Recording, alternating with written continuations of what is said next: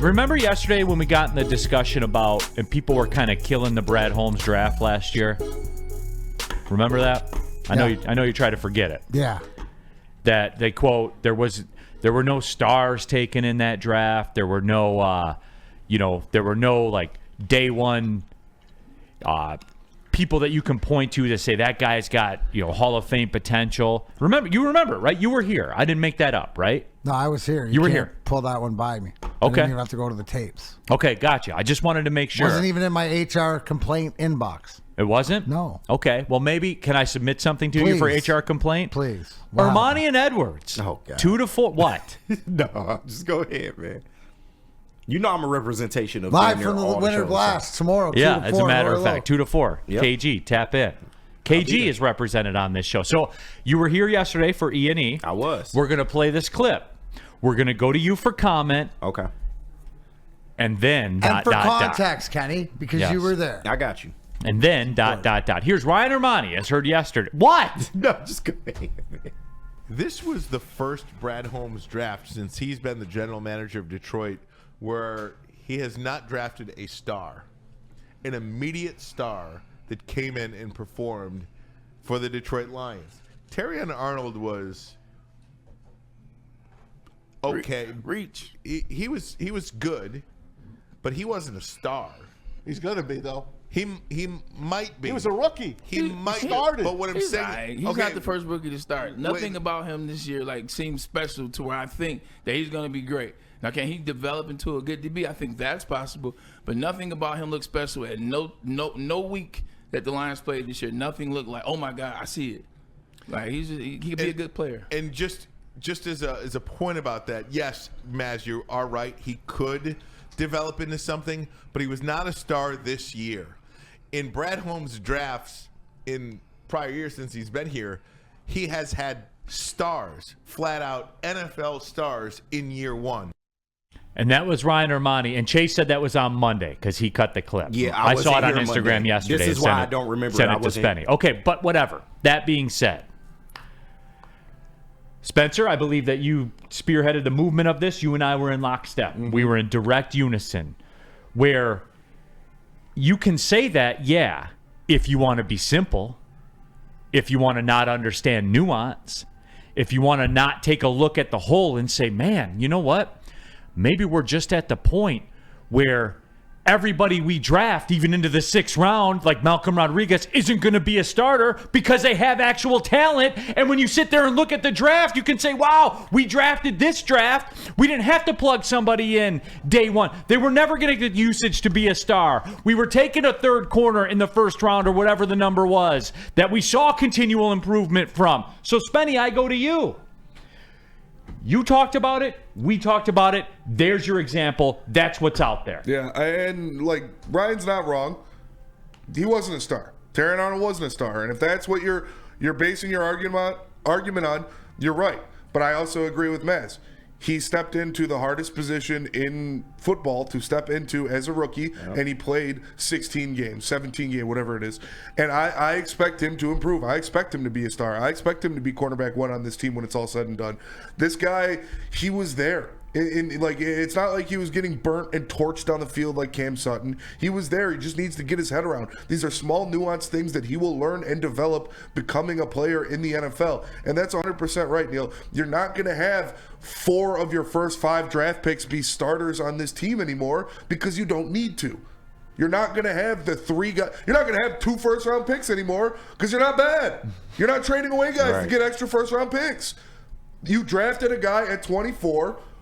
It's not the same as drafting Aiden Hutchinson at number 2 overall. It's not the same as drafting Penei Sewell at number 8 overall. These guys are going to take more time to develop. Jameer Gibbs. Yeah.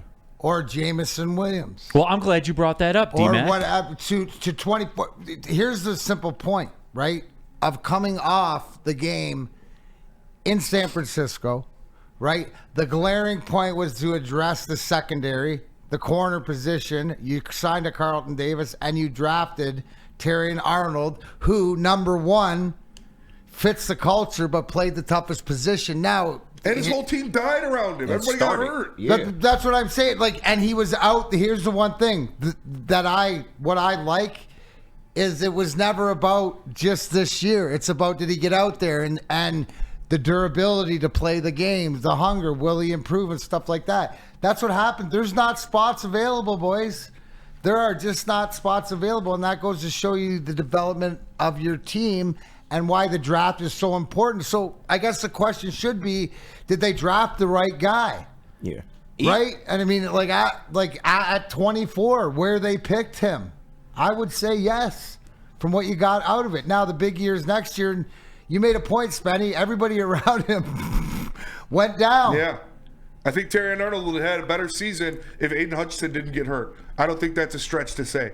Or even Carlton Davis. Didn't we see progression throughout the year and the way that they were locking it down and stuff like this, Carlton Davis? And yes, he could be better, but the hardest, don't we say it's the hardest position first year to jump into the NFL is cornerback? So even just asking, Brad Holmes, he's drafted stars every single year. He didn't draft any stars this year. That's a lot to ask. Like, he's not going to draft. Not everybody that you draft is going to be day one star in this league. Some people need to be developed. But don't you have to draft players? Doesn't he draft players, guys that play, guys that get on the field? Like, that's what I'm more concerned. That's what you need. Not everybody obviously with availability and durability and stuff like that. What he did show is that guys that he's drafted later on have come and made some sort of player impact and being a part of this team. So he drafts players. Maybe it's not he doesn't have to draft stars in the Sewells and the Hutchinsons in the top of the. Yeah, and if you're giving up on this kid after 1 year at cornerback, you're stupid. First, I don't think Ryan Ermanni is doing that, but I've seen other people doing that. If he's a bust, it's over. They whipped. You're an idiot, first of all. Second of all, I believe in what Brad Holmes is doing. And third of all, every single person in this chat wanted them to draft a cornerback. They needed to draft a cornerback. That was the biggest hole on this team. And he went out there and he got two of them. Can you imagine if they didn't have Terrion Arnold? Yeah, if you don't believe in Brad Holmes and his draft picks now, because one of them wasn't an all-pro his rookie year. Right, like, come on. That's on you. That's a lot to add. That's on you, and that's just more of the spoiled Lions fans. That's more of that. That's more of, we get all-pros every single time we draft. We didn't get one at a rookie cornerback at 24. He's a bum. He doesn't know what he's doing. They should have drafted somebody else. If that's how you want to be, live in that camp. But stay there. Don't come back to our camp. And I just, again, you know me, like I like to look at the logic and the math behind it, right? Mm-hmm. How many starting spots were they drafting for? Just one. Yeah, just one. Just the one. Because I look at his first draft, Penei Sewell, starter, right? Aleem McNeil, starter, right? Amon-Ra St. Brown, Derek Barnes. Yeah. But that's what, this was at a time where they were devoid of talent. By the way. Right. And look, and that's with Onwuzurike Melifonwu. I mean, are those guys starters? Onwuzurike starts games. Like, only if people are injured. Right. So I'll even take those guys off the board. So, Sewell, McNeil, St. Brown, Barnes. That was 4 in the first draft. Hutchinson, he's a starter. Jamison Williams, he's a starter, right? Is Josh Paschal a starter? If you got to question it, then say no. Okay, no. Kirby Joseph, he a starter? Yep. Malcolm Rodriguez, is he a starter? No. Backup, though. But a serviceable backup. Yeah. A good backup. Jahmyr Gibbs, Jack Campbell, Sam Laporta, Brian Branch. Those guys are... Dude, I'm up to 14 starters right there. Yeah. There's only 22. It's all right. And Wheezy D313 is trolling in the chat because that's what he does, but... Yeah, if you go watch Darius Slay's film, and this was a bad defensive draft. It was. There was 16 offensive players drafted to start this in a row to start this draft.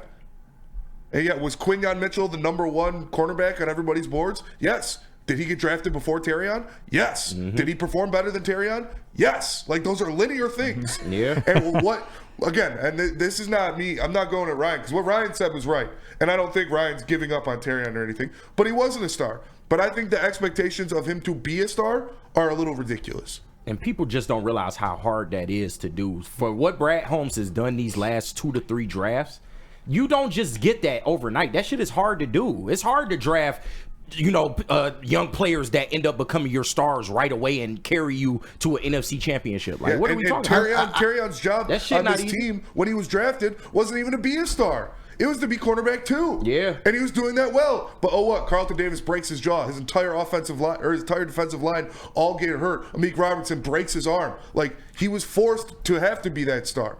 But when he was insulated with the pieces around him, like Quinyon Mitchell was in Philadelphia, when you have a cornerback 1 as Darius Slay on the other side, you have an elite defensive line in front of you, it's going to make your job a lot easier. And when you're a rookie cornerback forced to be in that spot, playing in a man coverage scheme where your defense isn't getting pressure, it's not going to look great.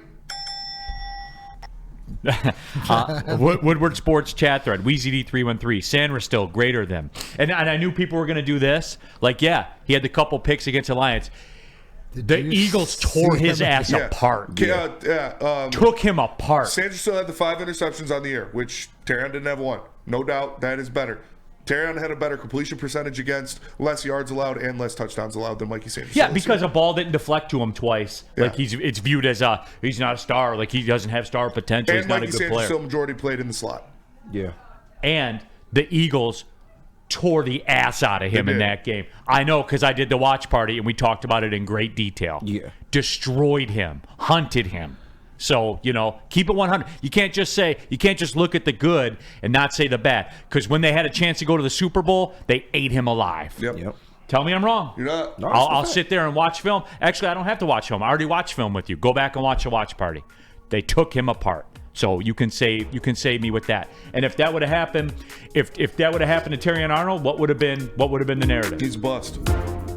So keep it 100, everybody. Guess what, people? It's a lot harder to hit than it is